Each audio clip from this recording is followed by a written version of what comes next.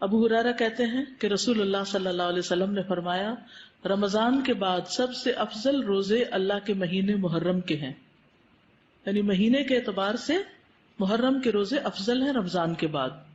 ویسے تو ذی الحج کے پہلے عشرے میں تو سارے اعمال افضل ہیں، لیکن وہ صرف پہلے 10 دن کی بات ہے، اور یہاں کیا ہے، پورے مہینے کی بات ہو رہی ہے. لیکن یہ بات ثابت ہے کہ نبی صلی اللہ علیہ وسلم نے اس پورے مہینے کے روزے نہیں رکھے، یعنی کمپلیٹ نہیں کیا محرم کو. اس سے اس مہینے کے روزوں کی ترغیب تو ملتی ہے، لیکن پورے مہینے کے روزوں کی پابندی نہیں. خصوصاً عاشورہ کا روزہ، 10ویں تاریخ کا روزہ. جب آپ سے اس دن کے روزے کے بارے میں پوچھا گیا تو آپ نے فرمایا یہ روزہ گزرے ہوئے 1 سال کے گناہوں کا کفارہ بن جاتا ہے، یعنی پچھلے محرم سے لے کے اب تک کے جو گناہ ہوں گے وہ انشاءاللہ معاف ہوں گے. صغیرہ گناہوں کی طرف اشارہ ہے. اللہ کے رسول صلی اللہ علیہ وسلم نے اس کے بارے میں فرمایا یقیناً عاشورہ اللہ کے دنوں میں سے ایک دن ہے، یعنی خاص دنوں میں سے ہے. تو جو چاہے اس دن روزہ رکھے، جو چاہے چھوڑ دے، یعنی نفلی روزہ ہوگا، فرض نہیں ہے. رمضان کے روزے فرض ہونے سے پہلے یہ فرض تھا.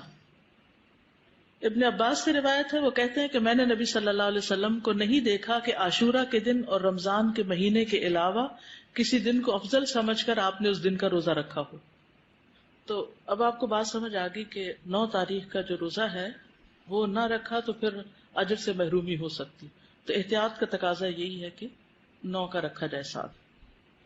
دور نبوی میں بچے بھی عاشورہ کا روزہ رکھتے تھے، بچے بھی روزے رکھتے تھے. ربیہ بنت معوذ سے روایت ہے کہ نبی صلی اللہ علیہ وسلم نے عاشورہ کی صبح انصار کے گاؤں میں کہلا بھیجا جس نے صبح اس حال میں کی ہو کہ روزے سے نہ ہو تو وہ اپنا باقی دن پورا کر لے. یعنی درمیان میں بھی روزے کی نیت کی جا سکتی ہے، نفلی روزے کی. اور جو شخص روزہ دار ہو تو وہ روزہ رکھے، یعنی جسے نیت کر لی وہ پورا کرے. ربیہ کہتے ہیں کہ اس کے بعد ہم لوگ خود بھی روزہ رکھتے اور اپنے بچوں سے بھی رکھواتے. ہم انہیں اون کا ایک کھلونا دے کر بہلائے رکھتے، جب کوئی کھانے کے لیے روتا تو وہی دے دیتے، یہاں تک کہ افطار کا وقت آ جاتا. یہ تربیت ہے نا، ٹریننگ ہے.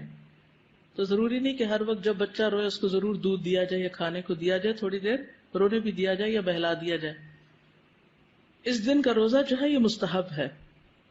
جابر کہتے کہ رسول اللہ صلی اللہ علیہ وسلم ہمیں عاشورہ کا روزہ رکھنے کا حکم دیتے، ہمیں اس کی ترغیب دیتے اور اس موقع پر ہماری نگرانی فرماتے، یعنی رکھا ہے کہ نہیں.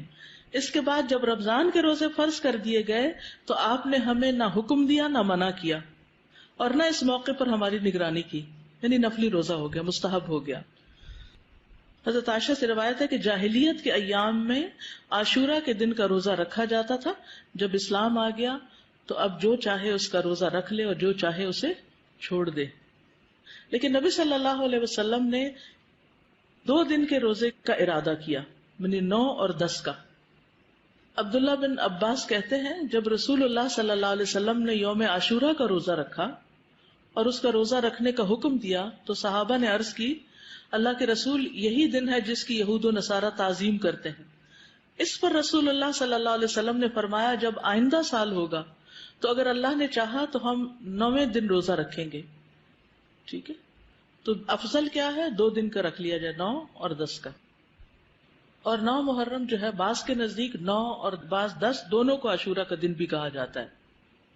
پہلا عشرہ ہے نا اس میں، جی نہیں 11 والی روایت ضعیف ہے، یعنی بعض کہتے ہیں 10 اور 11 بھی رکھ سکتے ہیں، لیکن یہ کہ 11 تاریخ کے روزے کی روایت ضعیف ہے. اصل میں 9 اور 10 ہی ہے. ابن القیم کہتے ہیں کہ ابن عباس کا یہ کہنا تم محرم کا چاند دیکھو تو گنتے رہو اور 9ویں تاریخ کے دن کی صبح روزے کی حالت میں کرو. تو اس سے مراد یہ نہیں کہ عاشورہ 9ویں تاریخ کو کہتے ہیں، بلکہ ان کی مراد یہ ہے کہ 10ویں سے پہلے 9ویں کا روزہ بھی رکھو، کیونکہ آپ نے فرمایا تھا کہ اگر میں زندہ رہا تو روزہ رکھوں گا. تو یہ ایک طرح سے آپ کی سنت ہو گئی، کیونکہ آپ نے اس کے بارے میں خود صحابہ کو ترغیب دلائی. بچے چلے اگر 2 نہیں رکھ سکتے تو 1 تو رکھوائیں. اور یہ جو الفاظ ہیں نا سلسلۃ الاحادیث الضعیفہ کے کہ اگر میں زندہ رہا تو یوم عاشورہ سے 1 دن پہلے یا 1 دن بعد میں روزہ رکھنے کا حکم دوں گا، یہ روایت ان الفاظ سے منکر ہے، یعنی اس کا انکار کیا گیا ہے، اس کی سند ضعیف ہے. اسی طرح ابن عباس کا بھی ایک قول ہے جو نبی صلی اللہ علیہ وسلم سے وہ روایت کرتے ہیں کہ آپ نے فرمایا یہود کی مخالفت کرو اس طرح کہ ایک دن پہلے یا بعد کا روزہ رکھو تو اس کی سند ضعیف ہے، تو اس لیے بعد والا نہیں۔ ابن تیمیہ رحمہ اللہ کہتے ہیں صحیح بات تو یہ ہے کہ 9 اور 10 دنوں کا روزہ رکھنا مستحب ہے، کیونکہ آپ کا آخری حکم یہی تھا